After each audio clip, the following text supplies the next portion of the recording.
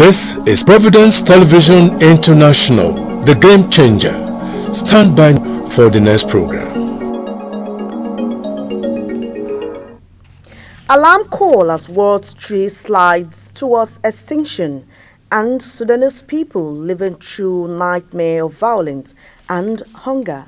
This is the World News. Good afternoon. Thanks for joining us on the World News on Providence Television International. My name is Edna Caesar Garrick, and now the details. Scientists assessing dangers posed to the world's trees have revealed that more than a third of species are facing extinction in the wild. The number of threatened trees now outweighs all threatened birds, mammals, reptiles, and amphibians put together, according to the latest update to the official extinction red alert. The news was released in Cali, Colombia, where world leaders are meeting at the UN Biodiversity Summit, COP16, to assess progress on a landmark rescue plan for nature. Trees are vital for life, helping to clean the air and soak up carbon emissions, as well as providing homes for thousands of birds, insects, and mammals. More than 1,000 scientists took part in the assessment of the conversion status of trees compiled by the Plant Conservation Charity, Botanic Gardens Conservation International (BGCI) and the International Union of Conservation of Nature (IUCN). Emily Breach of BGCI said 38% of the world's trees are now threatened with extinction.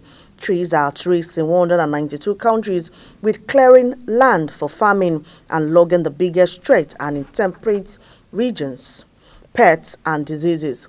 Well-known trees such as magnolias are among the most threatened, with oaks, maple, and ebony also at risk. As well as trees, the update to the extinction red list brought bad news for other plants and animals. The much-loved mammal is losing its national habitat due to the expansion of farming and land development.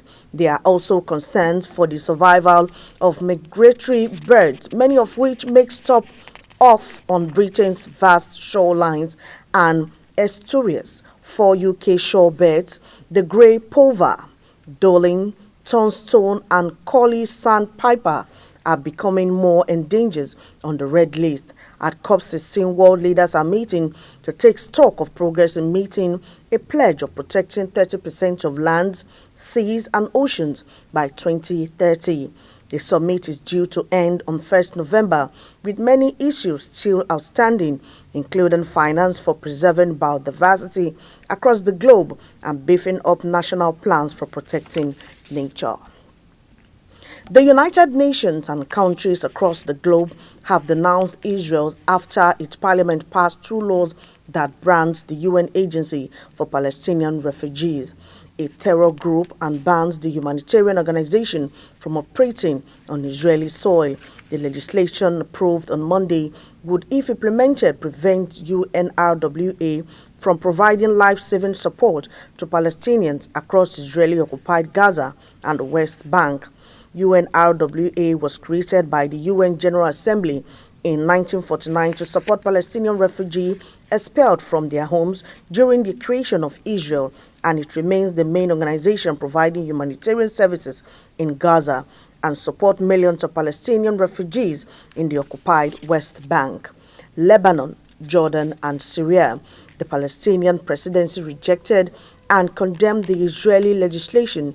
UN Secretary General Antonio Guterres called UNRWA's work indispensable and said there is no alternative to the agency. The U.S. has withdrawn funding from UNRWA after Israel accused some of the agency's staff of taking part in Hamas' October 7th attack on southern Israel, a move by the U.S. that critics have labeled disappropriate. The Sudanese people are living through a nightmare of violence, hunger, and displacement, and countless others are facing unspeakable atrocities, including widespread rapes. United Nations Secretary General Antonio Guterres told the UN Security Council on Monday. He singled out shocking reports of mass killings and sexual violence in villages in east-central Gizera province. The UN and a doctors group noted that paramilitary fighters wreaked havoc in the region in a multi-day attack that killed more than 120 people in one town. The UN chief said the country's wearing military and paramilitary forces are escalating attacks, with outside powers fueling the fire and intensifying the nightmare of hunger and disease for millions.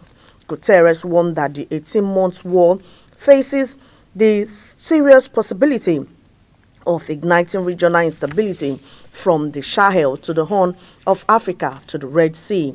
War erupted in Sudan in mid-April 2023 from a power struggle between the Sudanese army and paramilitary Rapid Support Forces (RSF), ahead of a planned transition to civilian rule, triggering the world's largest displacement crisis.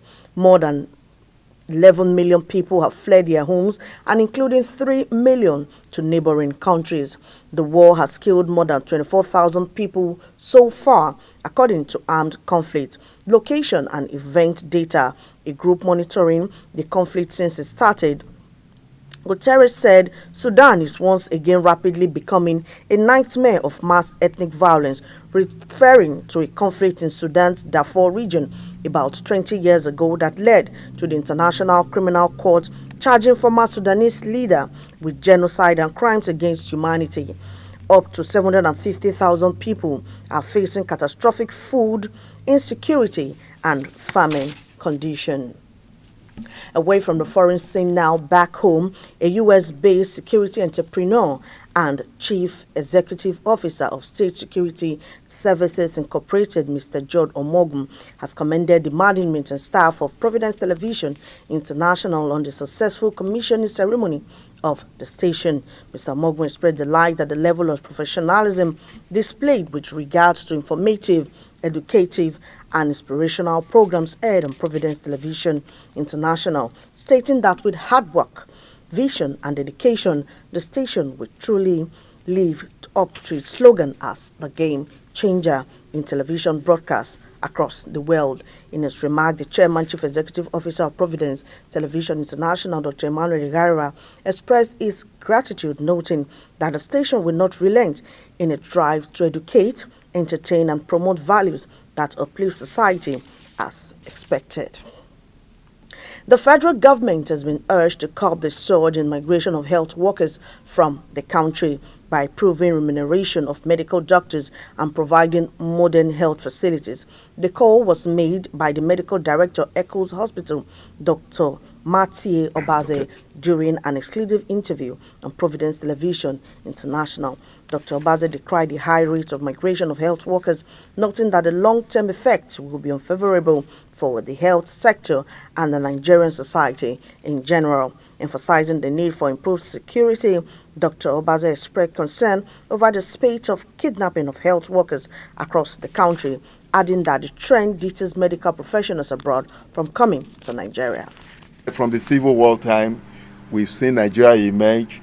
We went through war, and even in the midst of war, I describe what we have. I could gradually build up my own practice to be able to do what I wanted, not to be limited.